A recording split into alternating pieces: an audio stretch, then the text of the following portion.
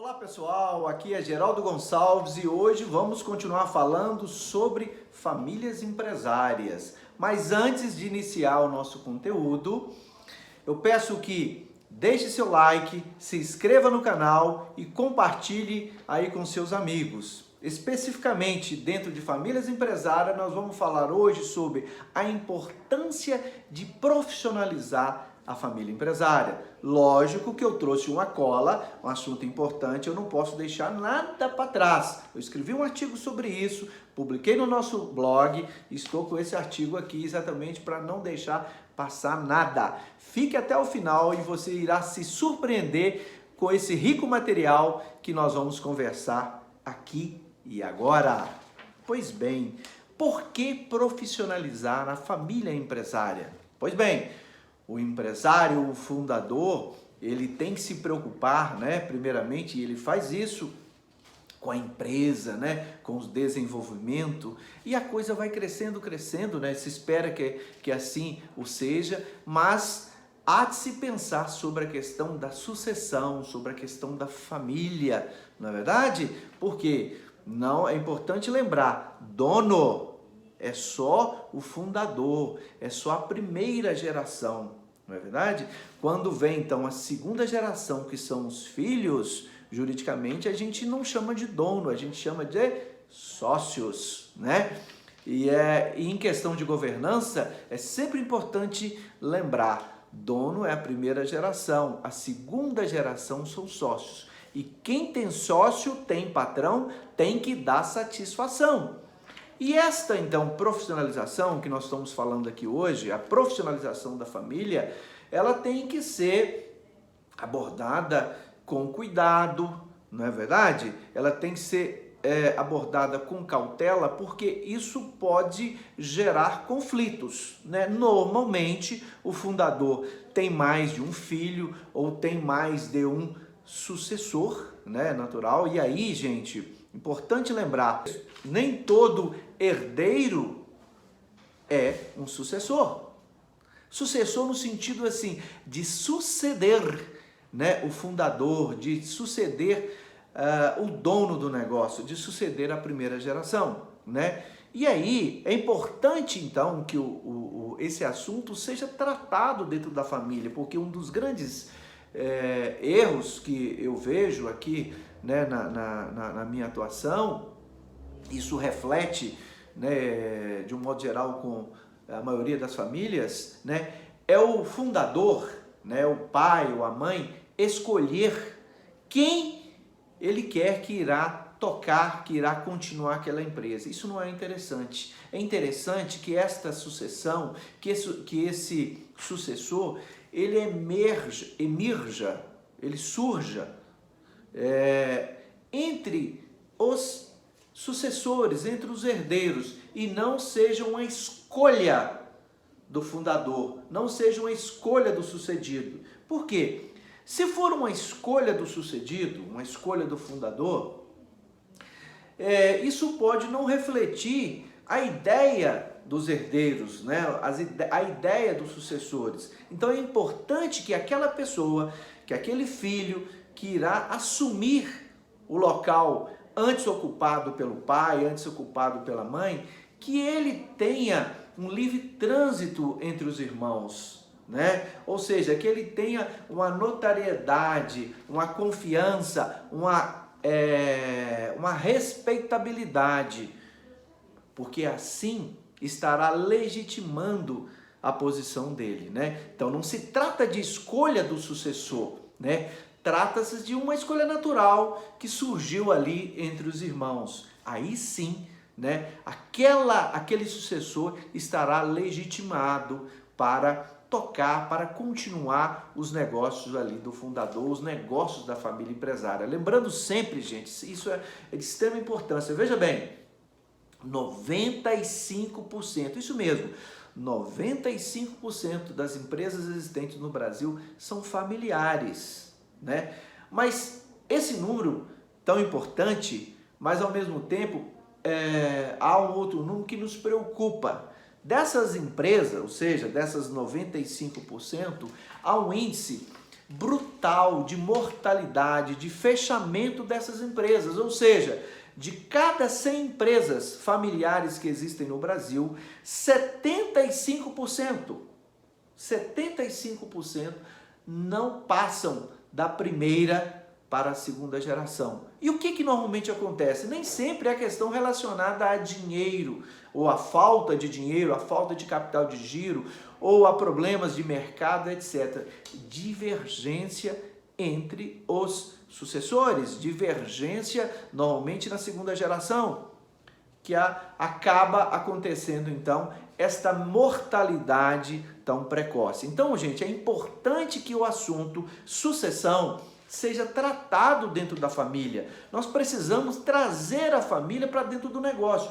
E quando se faz isso, não significa levar isso para o almoço de domingo, para o churrasco da família, não. É importante que haja, e aí talvez a necessidade de algum profissional, né, de algum amigo que conheça minimamente de questões administrativas, né, de questão relacionada à governança. Não tem que ser necessariamente advogado, né, mas alguém que tenha ali uma respeitabilidade ali na família e que entenda dessa questão sucessória para facilitar a discussão, os combinados que vão emergir dentro da família. Veja bem, o que o fundador quer? Olha, qualquer fundador é natural, né, é esperado que ele queira a continuidade daquilo que ele iniciou. Afinal de contas, aquilo é o resultado do trabalho dele, né? E ele quer deixar um legado. Não é razoável que com a morte, né, com o falecimento do fundador, aquela empresa acabe. Não é isso. O fundador caminhou, correu com aquela empresa e ele quer que alguém possa continuar aquela corrida, né? Que alguém pegue esse bastão e continue aquele negócio. E esse alguém não basta ser filho. Sim, não basta ser filho. Ele tem que ter talento, ele tem que ter respeitabilidade, né? Ele tem que contar ali com a aprovação dos outros herdeiros, dos outros sucessores, né? Porque normalmente também não tem que estar todo mundo da família dentro da empresa. Às vezes, inclusive, é preferível que esse sócio, que esse sucessor, né, esse herdeiro, fique fora da empresa. Às vezes ele vai ser mais útil fora da empresa do que dentro da empresa, né? Ele vai participar então como acionista, como cotista, fazer as exigências dele, e aí essa família pode estabelecer um sistema de prestação de contas regulares, pode estabelecer o chamado family office, né, que é o local, que é o cenário onde a família vai fazer as discussões sobre os rumos da empresa, sobre prestação de contas, né, sobre lucros, sobre dividendos, né? Enfim, estamos então ali fazendo a profissionalização da família empresária, né? Importante também, dentro dessa discussão da profissionalização da família, a elaboração de um combinado, que a gente chama de protocolo familiar. Enfim, combinar, gente, de forma aberta, de forma transparente, para que esse assunto sucessão seja desmistificado, né? Porque se você não conversar sobre isso agora, um dia você vai ter que conversar. Então é melhor que se converse agora, é melhor que se converse com a presença do fundador, porque minimamente ele tem autoridade moral, porque afinal de contas ele é o pai ou ele é a mãe, né, ali da família, ele criou aquele negócio, ele entende daquele negócio e ele também não quer entregar, vamos dizer assim, para qualquer um tocar, né? Todos são filhos, né? Ele quer o bem de todos, mas naturalmente ele tem as preferências dele. O fundador é natural, ele tem as preferências dele, né? Mas é interessante que ele não manifeste essas preferências, porque senão ele pode exatamente prejudicar aquele processo de profissionalização, de construção, né, daquele combinado, daquele fato ali que pudesse minimamente criar um ambiente para que o negócio possa continuar. Fantástico isso, gente, fantástico, porque é o seguinte: se você não tratar disso agora, fundador, se você, família empresária, não discutir isso um dia você vai ter que discutir. Então é melhor que se discuta agora, onde existe minimamente, né, uma convergência de interesses, onde os acionistas, onde os irmãos ali, a segunda geração, os herdeiros, né, vão ter a oportunidade de manifestar na presença do pai, na presença da mãe, ou seja, na presença dos fundadores, que irá ali exatamente mediar aquela conversa e buscar o que é melhor para a empresa, porque a empresa precisa ser preservada, afinal de contas, é de lá que sai o dinheiro para manter a família. E aí, gente, você tem grandes exemplos de sucessão bem feitas aqui, né, no Brasil. Basta dar um Google, você vai ver, e eu posso citar várias aqui, né, de pessoas que, de empresas importantes aqui no segmento, empresas familiares, por exemplo, no aspecto, por exemplo, nas questões de banco, por exemplo. Eu sempre gosto de citar, por exemplo, aquele cineasta, né, o Walter Moreira Salles, né?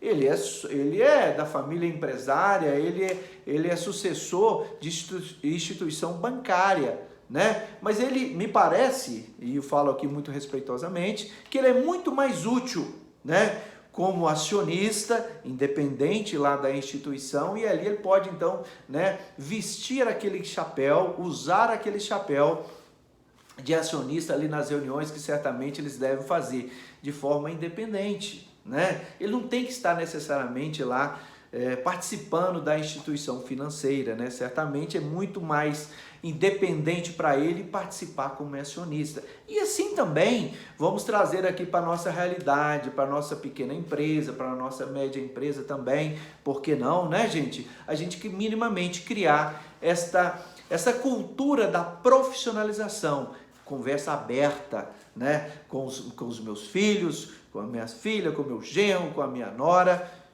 mostrar para ele a necessidade de encontrar alguém que possa validamente continuar aquele negócio, né? Alguém que represente, né, que tenha autoridade perante os irmãos, os cunhados e cunhadas, né? E esse alguém, essa pessoa que vai suceder, vamos fazer ali alguns combinados, nós falamos lá do protocolo familiar, né? E ele vai então criar o family office, muito importante, né? Que vai ser ali o cenário, vai ser o local da prestação de contas, das conversas, né, sobre o futuro da empresa, né, aonde nós queremos estar com aquele negócio, né?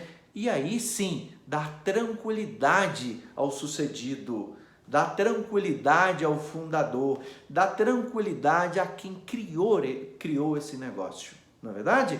Então assim, gente, sempre que possível, procure informar mais sobre a questão de famílias empresárias, né? O Google tem muita matéria, aqui mesmo no nosso canal a gente sempre está falando sobre empresas familiares de sucesso.